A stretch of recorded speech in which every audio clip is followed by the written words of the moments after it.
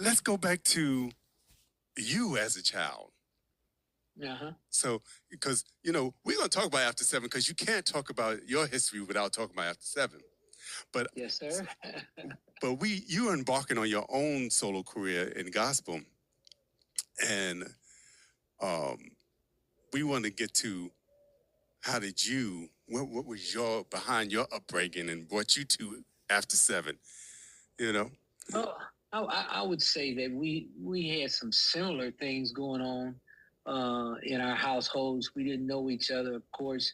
They were at Grace Apostolic Church.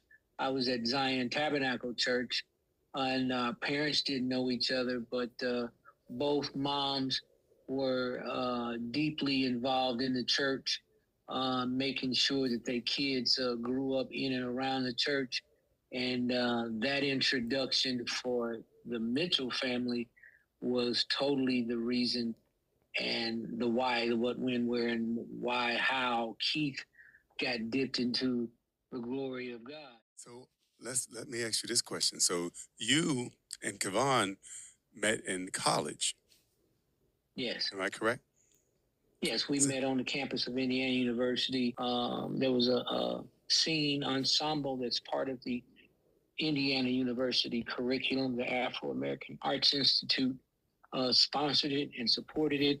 It enabled some 40 plus students to participate, some of which were singers, some of them are musicians, some of them were technical minded people who might want to be in sound, lights, engineering, stage prep, all of that, then choreographer, voice vocal coaches. So you're surrounded by a select group of professionals that are part of the university faculty, and then you as students audition to be a participant in this class.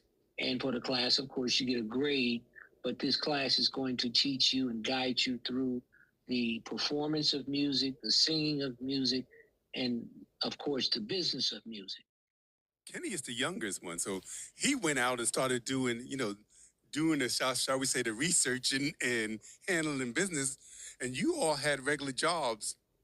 Absolutely. While he was in L.A., making a name for himself.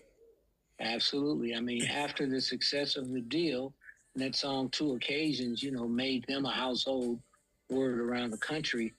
He and LA decided, to take their talents, to the place where they make music.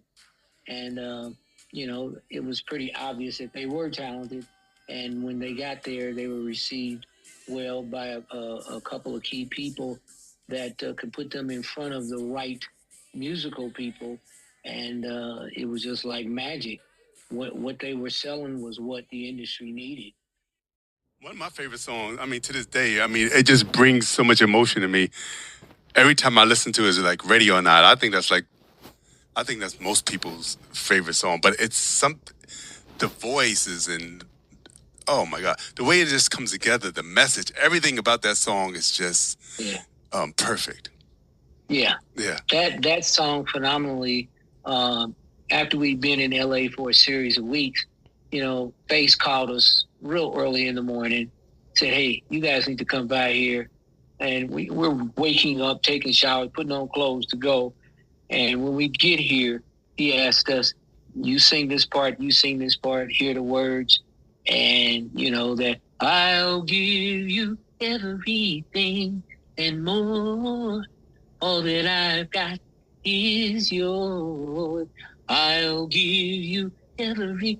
He wrote that one for us, and it stuck with us then, even when we just sang it, not in no studio, just for the first time, we could felt the electricity of the merging of the voices and the tones that everybody's part was. And so we kind of knew, and of course, when we got in the studio, it was ragu. So what we experienced was the difference between them making a record and them making a smash.